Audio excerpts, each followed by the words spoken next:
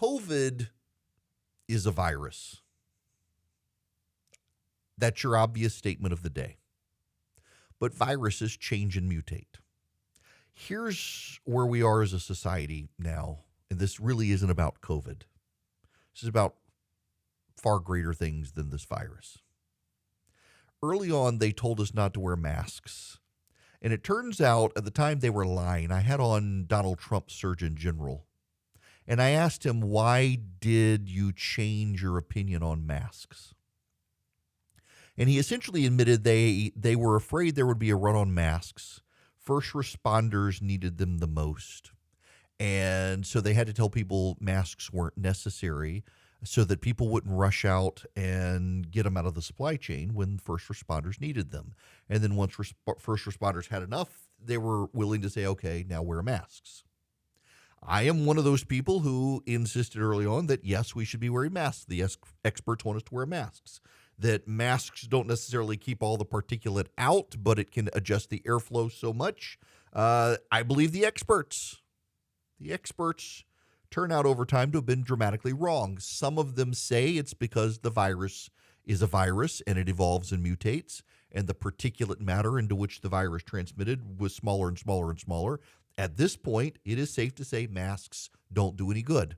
I have most of my friends very much are insistent that they never worked all along.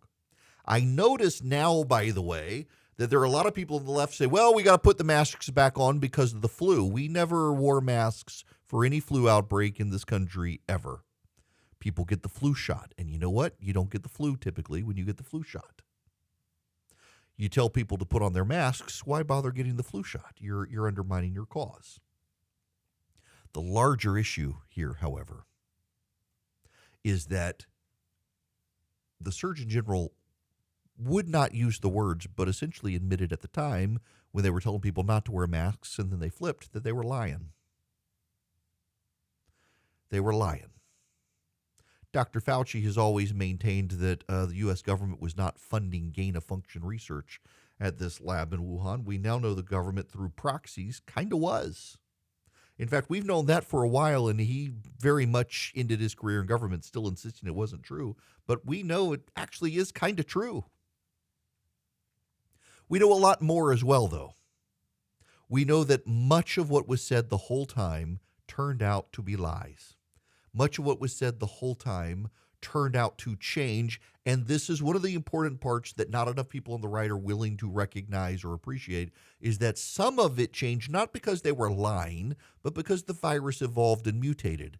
The problem is that many of the experts weren't willing to acknowledge and humble themselves and say, yes, this was true then, but the virus has changed, and so that's not true now. They didn't want to do that. So many of the experts did not want to acknowledge changes, did not want to acknowledge changes in research, did not want to acknowledge better research, did not want to acknowledge viral mutations. They didn't want to do any of that. They just wanted us to do what they said. It became not about what was the information necessary, but about their ability to control us. And one of the great deviations in COVID over time was that so many of the experts whose job had been to give us information so that we could make up our mind into how we wanted to live our lives, instead decided we had to do what they told us to do. It was no longer about giving Americans information so Americans could decide how to lead their lives. It was about listening to the experts and doing what the experts said for us to do, whether or not we wanted to do it or not. It was one size fits all,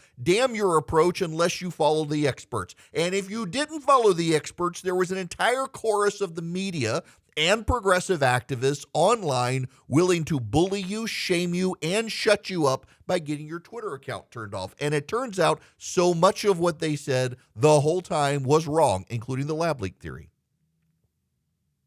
Now, even the New York Times is running pieces questioning all the data on masks. Now, the New York Times and the Washington Post, CNN, and other major media outlets are finally saying that your natural immunity is as good or better than the vaccine. You know, this was one of those early on things that even I was talking about at the time. My position on getting the vaccine was that given my wife's cancer in my household, it was actually the smart approach for us to get the vaccine, because if we got it, it would be a lesser case. We probably would not get it, and we would be doing my wife a favor. But I got into arguments one time with someone who was a professor at an academic institution that will go nameless, who called into the show and was very upset that I said, typically with viruses, bacterial infections, you get some immunity by getting sick. And if you've gotten COVID, you probably don't need the vaccine. And this academic person from this academic institution was furious at me and interpreted it as me telling people not to get the vaccine, as if it was vaccine denialism. And I was very adamant. This would have been 2021, or pretty early in 2021. And I was like, no, I'm not telling people not to get the vaccine. I'm telling them, if you've gotten COVID, you probably don't need the vaccine. And he was very insistent that I was probably causing people to die, which was nonsense. And now, by the way, in 2023, major media outlets are recognizing what so many of us recognized and knew to be true because of basic science. Y'all, I had biology. I'm not a biological expert, but I had it in school. It's part of having a liberal education in a college of liberal arts. You got to take sciences. You got to take maths. You got to take art degrees. You got to take biology, or you take chemistry, physics, whatever. Take biology. And remember, it's kind of basic. You get sick, you build up your immunity. Anybody who has kids understands this. When you get your first kid, your kid goes to daycare, your kid comes home, and you get sick all the time. It is like the plague in your house 24/7, 365.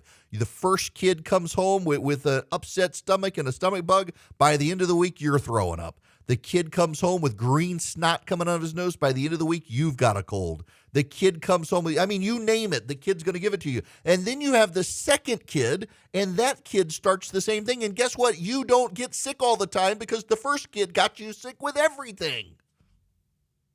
The first kid is like Typhoid Mary. The second kid doesn't matter. You've already had the typhoid from the first kid. Natural immunity is a thing. We all knew it. And now suddenly they're like, oh, yeah, with no appreciation for or acknowledging how they were denouncing people in the past. But it's not just that either, is it? Philip, this is the part you may have to clip and put on Instagram, because I'm going to enjoy this one right here. A week ago, in a monologue that we put on Instagram, I noted how Pete Buttigieg is adamant that Donald Trump's rollback of brake regulations on trains contributed to the train derailment in East Palestine, Ohio. The media used Pete Buttigieg's criticisms of Trump to suggest that, yes, the Trump administration, through deregulation of trains, was at fault for the train derailment. And it was designed to shift the narrative away from current government incompetence to things Donald Trump did. Because if you can blame Donald Trump for something, why not do it if you're in the press? The chair of the National Transportation Safety Board, the independent federal agency that examines these sorts of disasters, was on CNN this weekend and said, actually, the brake regulation rollback had nothing to do with this. Nothing. I have a bunch of progressives in the comment sections of that clip on Instagram railing at me for humping Donald Trump's leg, defending him, and lying to defend Donald Trump. And it turns out the chair of the National Transportation Safety Board agrees with me that the end of that regulation by the Trump administration contributed nothing to the train derailment. And yet so many people on the left wanted to blame Donald Trump. The Washington Post fact check today. This is the headline. So far, Trump's rollback of regulations can't be blamed for Ohio train wreck. Got the so far? The implication there is we're going to keep looking till we can nail it on the SOB. They're just trying to find a way for Trump to be blamed for the train derailment. It's not so. But for a week, the Democrats got echoed throughout the media, throughout the talking points, throughout the pundit class, blaming Donald Trump because what Pete Buttigieg did was misinformation and disinformation, and they allowed him to get away with it. Just like the Hunter Biden laptop. We still have people on television today who signed the letter saying the Hunter Biden laptop was Russian disinformation. And still to this day, they appear on CNN and MSNBC, ABC, CBS, NBC, and we are expected to listen to them by virtue of their expertise and credentials and pay no attention to the fact that they not only got it wrong about the Hunter Biden laptop, were on board censoring a press outlet that got it right. Masks, natural immunity, the COVID lab leak, the Hunter Biden laptop, the train derailment in East Palestine, Ohio. It seems like the media itself has a disinformation problem. And these are the people who lecture us nonstop on conservative disinformation and right-wing misinformation and how corporations have to stand up and censor us and silence us. They lack the humility, they lack the self-awareness, they lack the ability to assess, they lack the ability to appreciate that they themselves get it wrong. They consider themselves arbiters of the truth, and when they get it wrong and tell a lie, they decide the lie is the truth, and they can't understand why people don't trust them anymore. And the problem here is there will be another health crisis in this country. There will be another outbreak of some kind. And fewer people will be willing to trust what they hear in the media because the media not only told them so much that wasn't so, but never wanted to acknowledge that they had gotten it wrong and to reassess how they get it right the next time. They just keep going on about their business, demanding that you give them credibility by virtue of who they are, not because of what they've said, and pay no attention to the things they've gotten wrong. The media, the National Press Corps. A free people need a free press.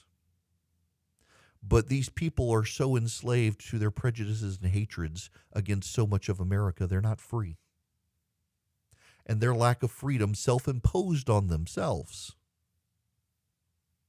undermines the conversations we can have in the country, undermines our ability to confront crisis, undermines our ability to navigate the crises of the present day. Because we can no longer be sure if they are telling us the truth or telling us a lie they want us to believe is true or telling us something they believe is true even though it's not true, and they lack the capacity to have any amount of humility to think that maybe we should allow other people to say things that disagree with what we're saying because maybe they're right, maybe we're wrong. Since they can't do that, more and more people are tuning them out.